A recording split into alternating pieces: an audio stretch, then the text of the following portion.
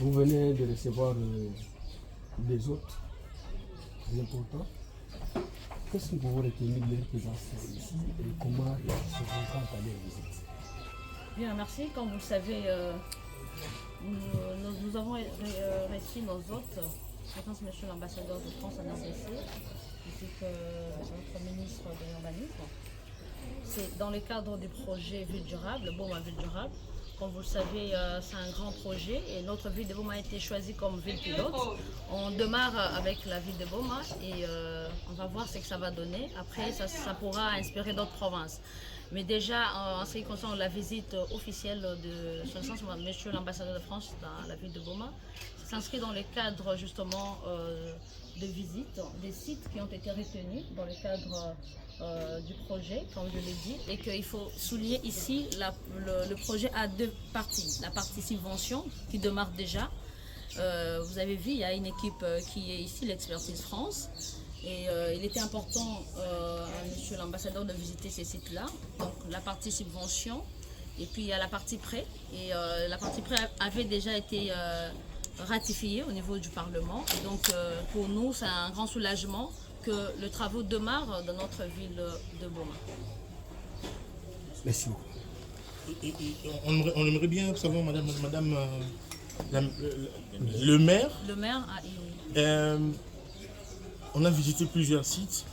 Comment est-ce que la population accueille justement ces différents projets au niveau local? Parce qu'on a senti qu'il y a un besoin, effectivement, dans les différents secteurs qui sont couverts par ce projet. Oui, mais en ce qui concerne la population n'attend que la faisabilité justement, que ça se matérialise, que ce ne soit pas de visite ou que ce soit beaucoup de discours, mais vraiment la matérialité du projet pour que justement cette population en bénéficie naturellement. Merci beaucoup.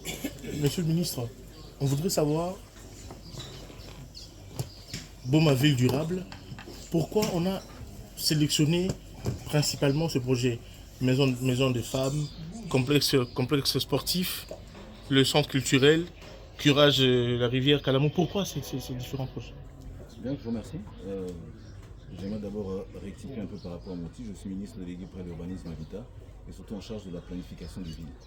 C'est-à-dire que tout projet qui doit prendre vie quelque part, donc on vérifie quant au respect des normes. Je crois que c'est ça qui est très important.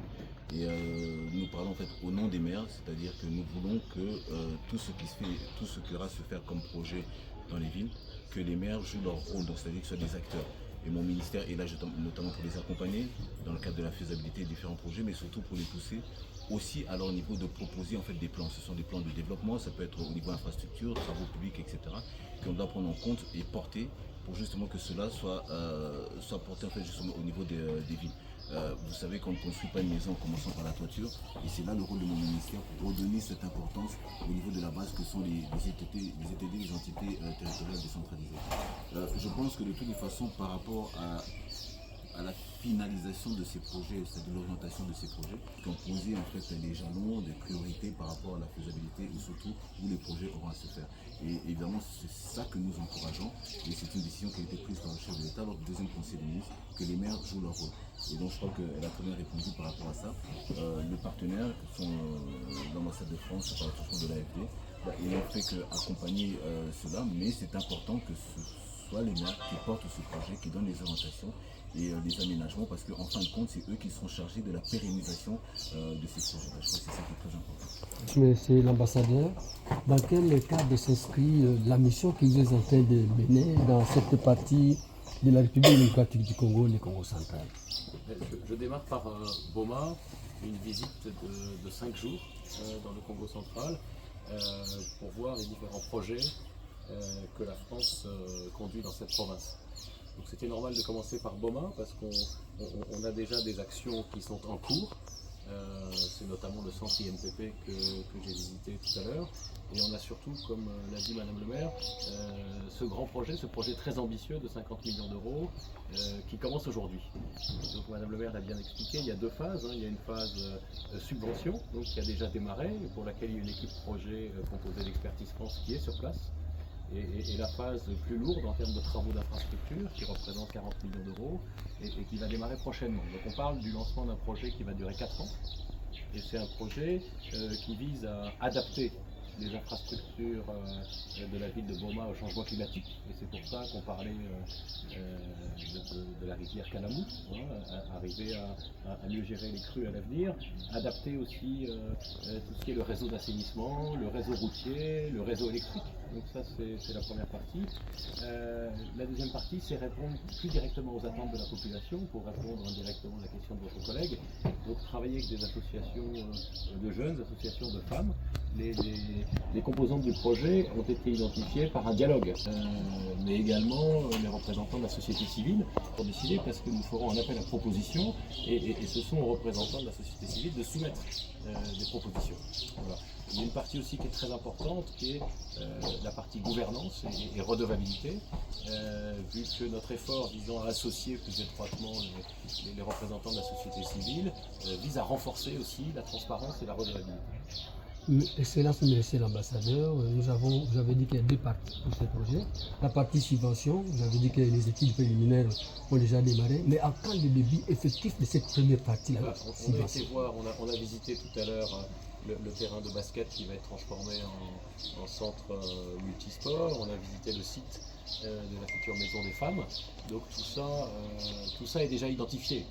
Sur le premier coup de pioche, ça je ne peux pas vous répondre, mais on a, avant le lancement de ce projet, ça fait déjà 2 ans qu'on travaille, et donc je peux vous dire que la maison des femmes, ça sera 900 mètres carrés, on sait déjà ce qu'on va mettre dedans, hein, les plans sont déjà définis, donc on ne commence pas la réflexion aujourd'hui, la réflexion a commencé depuis maintenant 2 ans, on a identifié clairement les composantes, et maintenant l'équipe projet est sur place avec Expertise France, pour préparer les appels d'offres. Voilà, donc tout ça va aller assez vite. Et comme je l'ai déjà dit, c'est un projet dont la durée d'application est de 4 ans.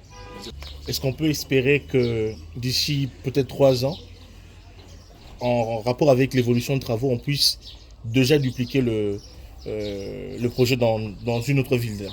Il est encore trop tôt pour répondre parce que la définition même d'un pilote, c'est qu'il faut qu'on voit comment ça se passe. Je ne peux pas vous dire à l'avance, avant que le projet soit mis en œuvre, si ça va être un succès qui répond à toutes les attentes, celles du gouvernement central, de la province, de la ville, de la population. Le principe même d'un pilote, c'est de voir comment ça marche. Quelles sont les attentes du gouvernement de la République démocratique du Congo quant à ces projets? Je crois que votre collègue, par l'entremise d'une question, il apportait aussi en même temps la réponse. C'est-à-dire notre objectif, ça serait qu'évidemment ce projet fonctionne pour qu'on puisse notamment le dupliquer au niveau des autres villes. Vous savez que je suis en charge pas seulement d'une ville, mais de 35 villes. Donc ces villes-là ont leur particularité, mais leur généralité aussi. Si vous parlez de la ville de Kinshasa, elle seule concentre tous les problèmes, toutes les expertises que l'on puisse avoir, notamment pour projeter ce qui pourrait être fait dans les autres villes. Donc l'objectif évidemment est notre attente, et ce serait évidemment que cela puisse réussir, mais pas seulement dans le cadre de la finalisation du projet, mais c'est surtout en fait de l'implication de l'homme. Vous avez compris que le projet, ça met l'homme au centre de tout, c'est-à-dire de son développement. Celui qui vient au monde aujourd'hui, qui exerce des activités, comment est-ce qu'il va générer ces activités et comment est-ce qu'il va faire pour pérenniser cela. Donc c'est l'homme qui va prendre possession de ce projet pour le pérenniser, et je crois que si ça fonctionne déjà au niveau de l'homme, évidemment on peut le pérenniser, et je crois que c'est ça que nous visons justement, et c'est ça notre rôle, de tabler sur cela. On voit qu'aujourd'hui c'est l'ambassade de France qui croit justement en ce développement au niveau des villes. Tout commence évidemment au niveau des EPD, où nous avons les communes et les villes, et ils prennent cela. Évidemment ça serait aussi un petit sous-table qu'on fera aussi aux autres. Et on a 35 ans, donc voilà, je crois que c'est ça, c'est vers cette orientation que nous parlons. Et pourquoi les choix de la ville de Boma? C'est un choix qui est général, mais je crois que si ça doit être personnel, et je crois peut-être que M. l'ambassadeur pourra répondre. Oui, on avait fait le choix, dans les discussions avec le gouvernement, de travailler sur une ville moyenne, qui était soumise à la fois aux effets du changement climatique et qui avait un potentiel économique. Donc c'est vraiment, on a eu le choix entre plusieurs villes. Finalement, la décision finale a porté sur Boma. Et c'est vrai qu'il y a le défi un peu de l'ajustement, de l'adaptation de la ville au changement économique déjà, au changement climatique aussi. Donc c'est une ville qui était centrée sur l'activité portuaire qui a baissé. Madame le maire l'a relancé, c'est très légitime. Moi j'ai pu constater ici depuis 2 jours surtout l'extraordinaire potentiel touristique. Donc là si vous vous tournez, que vous regardez le fleuve, le site est fabuleux et il y a surtout un patrimoine historique très riche. Et donc on a prévu d'y travailler, il y a une composante du projet là-dessus, mais c'est juste le début d'une aventure. Je pense que Boma peut devenir une vraie destination touristique et Boma a tous les atouts pour ça, qu'ils soient naturels ou surtout patrimoniaux. Merci beaucoup, les excellences. Merci.